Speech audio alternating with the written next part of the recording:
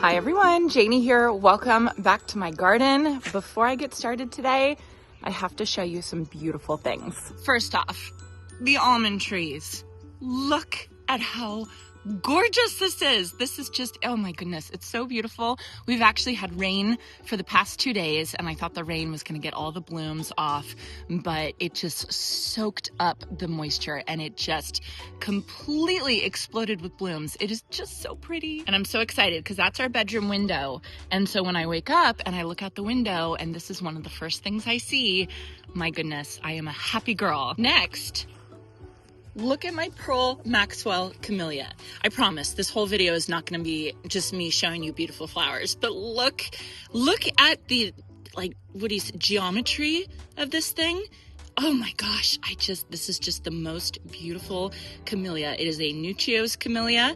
I did a whole video on planting Nuccios camellias, and camellias are a little tough for me because we have a lot of boron in our water and camellias don't like alkaline conditions, and that's what boron causes. But as long as I keep amending the soil, I get this. Oh, this is just gorgeous. And then last, but probably the best, the most beautiful thing, don't look at my tutor, that fell over in the storm and I have to fix it, but look behind it. Look at my purple lilac vine, you guys. Look at this plant. Look at how beautiful this plant is. It's taking over this poor podocarpus. I'm gonna have to get it off. I had no idea it was going this crazy. It was kind of tucked in behind the orange trees, and I just thought, oh, it's February. This is my February blooming garden plant. I wonder if it's blooming. Yeah, it's blooming. This is such a happy plant here, kind of tucked in the shade. Oh my goodness. I love this plant so much. And my hellebores came back. Well, at least one of them. I think I planted 3. One of them came back, but man, this purple lilac vine, I can't get over it. It's so pretty. Okay, so that's it for show and tell, I promise. But I just had to share it with all of you. Isn't it so beautiful? I love days like this. And I have to say, after a rainstorm for us, we don't get a ton of rain all the time. When it rains, oh my gosh, the garden is so, so happy.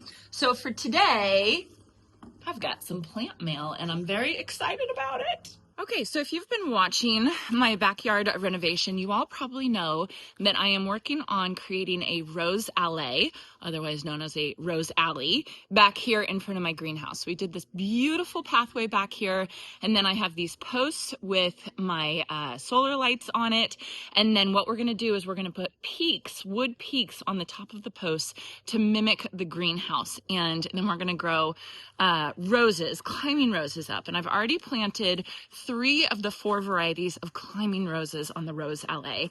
And I was going back and forth. I was going back and forth on what varieties, because this is kind of a big deal.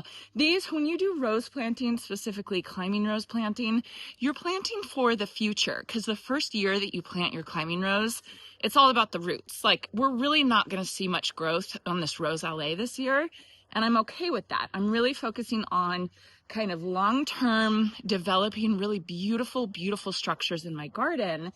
And so I am putting a lot of pressure on myself to pick the right varieties. And I've been going back and forth on which varieties I want to pick, but my friend Debb Cozy, she has an Instagram account called A Cozy Garden. If you're not watching her, go watch her because she is so incredibly inspiring. And every time I watch anything she puts out, I want to run into my garden and plant whatever she tells me to plant. She is a rose queen, and she sent me these beautiful, beautiful pictures of her Impressionist rose. Look at how gorgeous these are. And she was telling me how well they grow. She lives in San Diego, so she has a hot climate just like I do. And she basically convinced me to plant Impressionist rose instead of Zephyrin Druin, which was the other idea that I wanted to plant. But I decided on that one. And I actually think it's going to be a much better option. So when heirloomroses.com heard that I wanted to plant an Impressionist rose, they were so sweet and offered to send them to me. So thank you guys. You're awesome. They also are fantastic and they are so good at giving you guys discount codes. So my discount code for these roses is DIG20. So if you guys are interested in buying roses, use the code DIG20 until March 31st for 20% off, which is great. So So Heirloom Roses is a great company. I kind of think of Heirloom Roses as they've brought roses to the masses, basically. You know, here in the United States, they are just the company that you want to buy your roses from because they have their own root stock on their roses. So that means if your rose happens to die back, or if you get you won't get suckers because the root stock is actually the rose, which makes a huge, huge difference. So anyway, let me go ahead and open up this box and I can show you my 2 Impressionist roses that I'm going to plant on these 2 back posts right here. Let me go over the other varieties I have. So this is Impressionist rose. This one right here is New Dawn, which is kind of like a pale pink. And the reason why I like this one is because it's supposed to grow like crazy. It's supposed to get like 20 feet tall very, very quickly. So I'm excited to see how New Dawn does. My other rose queen friend, Fanula from Cottage Gardens of Petaluma, she recommended Polka to me, and I'm super excited to try that one because it's just absolutely gorgeous. And then finally, the classic, the OG, the easiest rose you can possibly plant and take care of, the iceberg climbers. And of course I have iceberg shrubs. They're so easy and they bloom for so long, which is why I put it in the front that I'm going to be able to see the most, because I know this rose is going to bloom all season long. I'm going to have gorgeous white blooms on it. So let me open this up. So I've actually been planting heirloom roses for a very long time. At my last house, I planted an arch with Eden climbers on it, and those were heirloom roses. Oh, that just broke. What on earth? There we go. So the arch at my last house is stunning. It is gorgeous. I drive by sometimes and I see it. I wish I brought those roses with me, but I just wasn't in a good place to bring any roses from my last house. Oh, these look so good. Anyway, so some of my earliest videos are about heirloom roses. Don't go watch those because they're embarrassing. But anyway, so here are the Impressionist roses. They are just gorgeous, and they send them ready to be planted, right? They're gonna look like just sticks, and that is okay. That is what you want, because you want these guys to wake up in their new homes. So I didn't know this, but actually the Impressionist rose was bred by Heirloom Roses, which I just think is super, super cool because it's an amazing rose. I mean, they should be really proud of this. From the pictures I've seen and all the reviews and everybody talking about this rose, it seems like really amazing. I think the name for it is absolutely perfect. The Impressionist, like the Impressionist paintings, right? You imagine all these different colors kind of blending into each other, which is exactly what this rose does. It has peaches and apricots and pinks, just these beautiful mix of colors that apparently can change over the season and can change depending on the temperature. In the cooler times or cooler areas or cooler times of the year, the colors is going to be more intense, and then as it gets hotter, they get kind of paler and softer and all that kind of stuff. And I just think that that is so fun. Okay. And this is the other thing I was thinking about, and just bear with me here because I know that this is crazy. Right over here, over by my office, I have Gertrude Jekyll, my Gertrude Jekyll rose climbing here. And this one is really special to me because I love Gertrude Jekyll. She is such an inspiration as a gardener. And if you all know the story of Gertrude Jekyll, she started off as an artist, actually an artist in the arts and crafts movement in Britain. And she lost her eyesight. And because she lost her eyesight, she changed from painting to gardening because it was easier for her to see all the beautiful colors in the garden. And I just thought that that was such a lovely story of gardening basically saving someone. Do you know what I mean? I just think that that is so lovely. So I think of my Miss Gertrude Jekyll as an artist. And then right over here, I am going to be planting the Impressionist, right? Which is another artist or art painting, right? Of course, different types of arts and crafts versus Impressionism, but I still think it's so cool. I know, this is where my brain goes late at night when I'm laying in bed thinking about my plants, thinking about my roses. When I was thinking about planting the Impressionist here, I just thought, right next to Gertrude Jekyll. Oh my gosh, it's gonna be so perfect. Okay, so let me get started planting. It's gonna take me no time at all. So Heirloom Roses is not sending their roses in plastic pots anymore.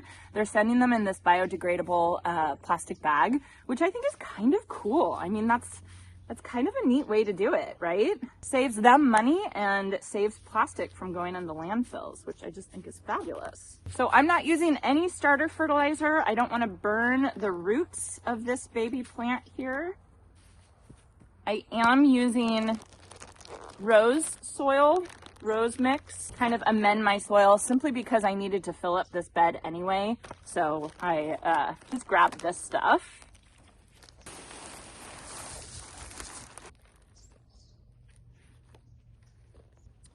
You know, okay, so can you see how this cane is pointing away? Here's the post over here. I want all the canes to be pointing towards the post.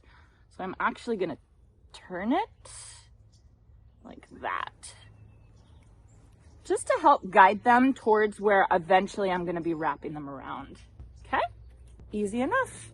Okay, so finish that one. Now I'm coming over here to work on this one, but I just noticed something. It says, poke 2 holes in the bottom of the bag.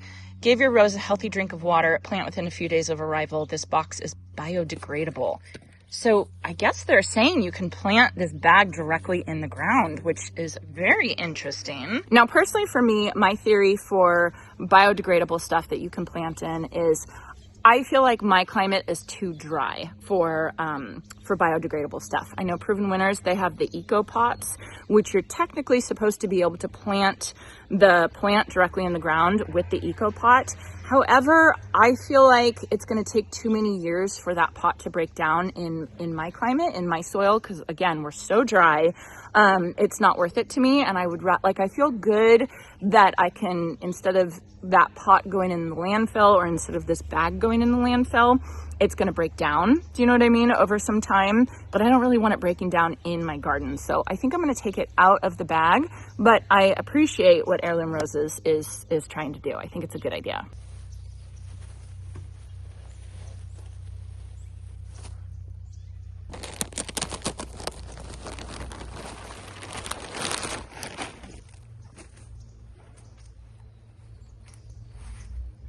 I need some good plant tags for these roses. All right, I'm just gonna water them in and then I'm done. So I will put all the links in the description down below for Heirloom Roses. I have to say, I think the Impressionist is out of stock right now. Ugh. I'm not totally sure. I think I saw that it was out of stock, but get on the wait list because there's a very quick turnaround time. I was on the wait list for the Eden Climbers, and just the simple fact of getting on the wait list means that you get the next ones that are available and ready to ship, because I'm sure they don't want to ship ones that aren't rooted in or anything like that. So if you want the Impressionist, get on the wait list. There's other beautiful roses that Heirloom Roses has. So yeah, anyway, so I have a special thing to share with you all now. My daughters, Sadie and Shae, they are the sweetest, cutest. Apparently they are budding videographers like their mama. And I had no idea they were doing this. I had no idea. They filmed themselves harvesting oranges and making fresh squeezed orange juice from our 2 orange trees. And I just think it is the cutest thing. So take it away, Sadie and Shae.